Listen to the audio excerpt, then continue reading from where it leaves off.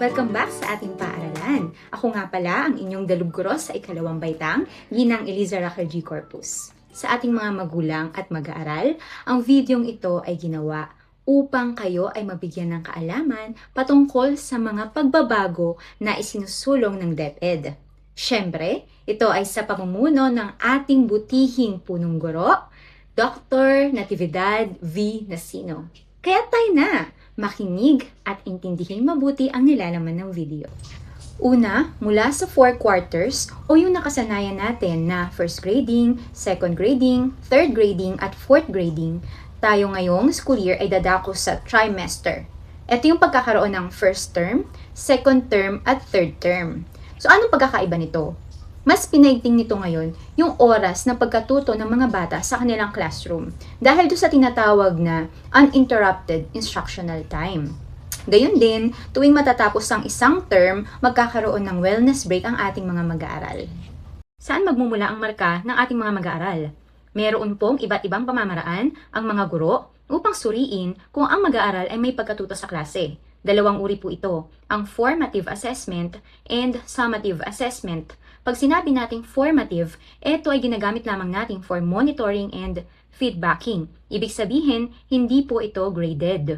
Pag nagtanong kayo, teacher, kamusta po yung aking anak? Masasagot po yan agad ni teacher dahil sa kanyang mga observations na ginagawa ng inyong mga anak. Nagkakaroon siya ng kaalaman kung ano ang kakayahan ng estudyante. Tandaan, ang formative assessment po ay hindi graded.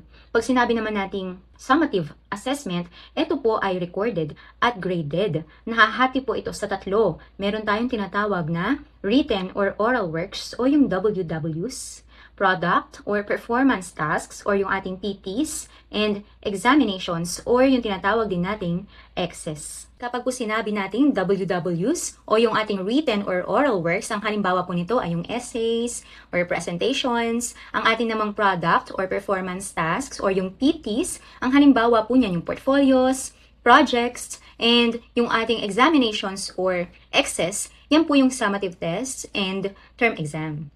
Ngayon, iba-iba po ang bilang ng ating summative assessment.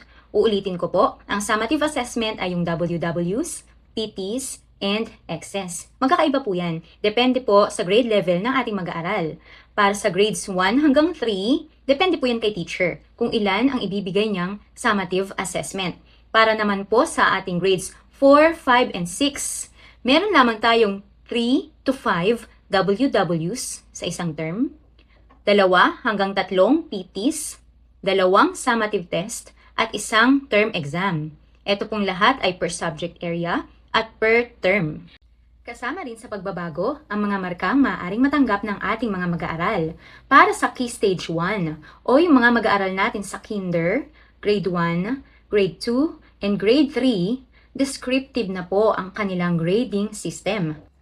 Kapag sinabi nating descriptive grading system o yung salitang descriptive, ang pag-unlad ng mag-aaral ay ipinaliliwanag ng guro sa pamamagitan ng paglalarawan o kaya yung mga mungkahi, mga puna ni teacher para lalong umunlad ang bata. Sa card, makikita nyo to, itong sinasabi kong paglalarawan, mungkahi o puna, instead ng mga number grades. Meron din kayong makikitang naka-attach dito na papel o yung tinatawag nating PACE form. Doon nakasulat ay mga letra bilang marka ng bata at hindi po numbers. So, bali dalawa po siya. Isang card o yung progress report card na nire-receive ninyo dati every quarter, yung pinipirmahan natin, at isang PACE form.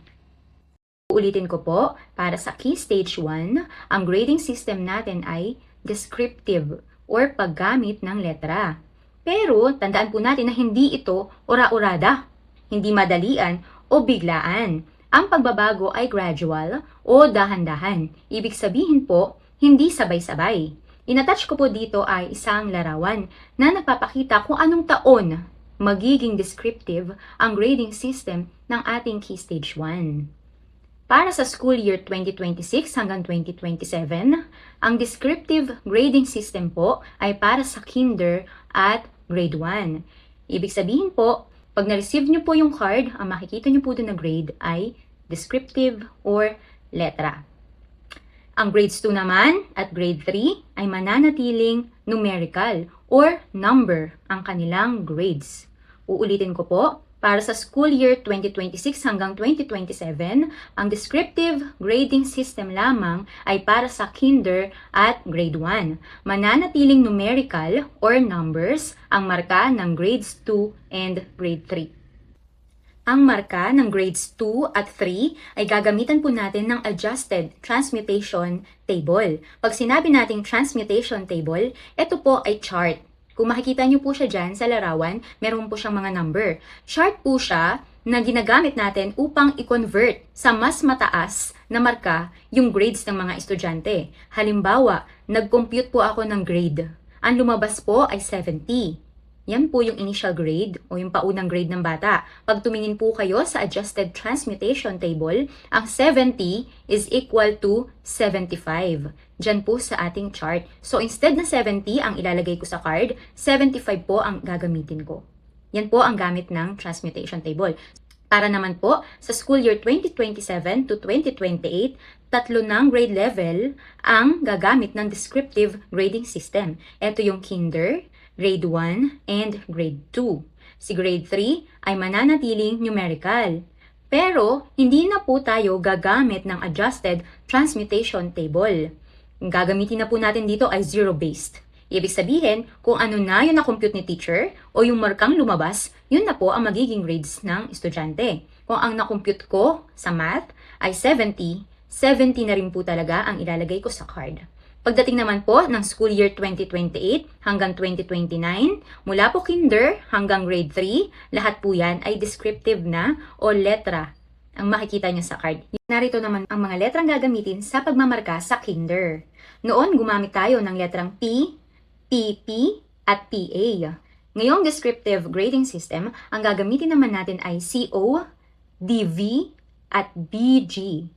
Pag sinabi nating CO, consistent o palagi ang naipapakita, ang mga mag-aaral po dito ay palaging naipapakita ang mga kasanayang inaasahan sa kanila. Sila po ay aktibo at nakagagawa mag-isa at minsan ay higit pa sa inaasahan ang kanilang ipinapakita sa klase. Pag naman po sinabi nating DV, developing o umuusbong, paminsan-minsan lamang po na ipapakita ng mag-aaral ang kanilang kakayahan.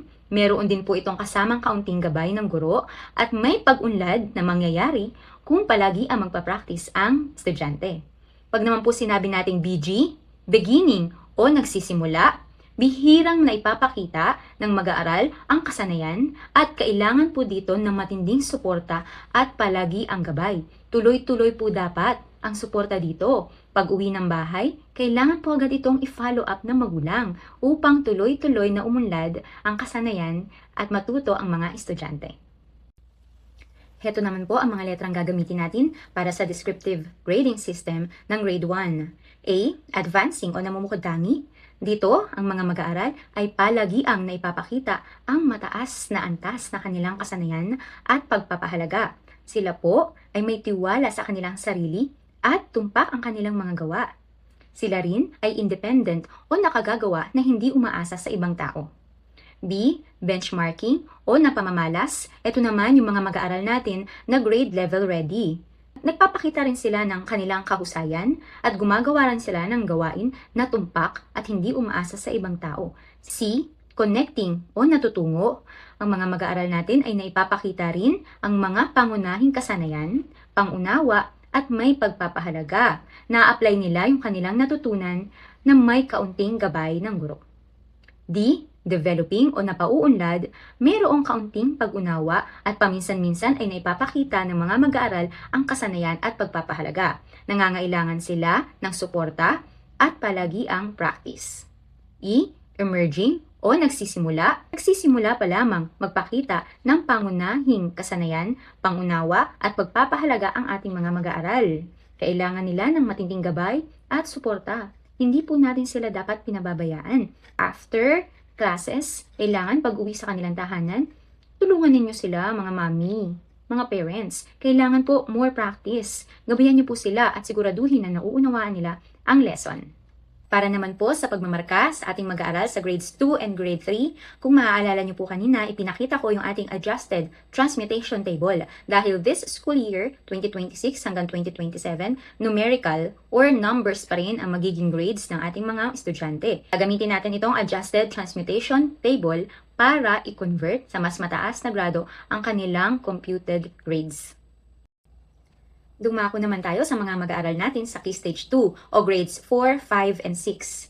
Iba-iba po ang bahagdan ng kanilang summative assessment or percentage ng WWs, PTs, and Xs. Kung maaalala nyo, diniscuss ko kanina na ito yung pinagkukunan natin ng grades. Sa mga subjects na English, Math, Science, Filipino, Araling Panlipunan, Values Education or GMRC, 20% ang WWs, 50% ang PTs, and 30% ang Xs. Pagdating naman sa subject na EPP or TLE at MAPE, 20% ang WWs, 60% ang PTs, at 20% ang Xs.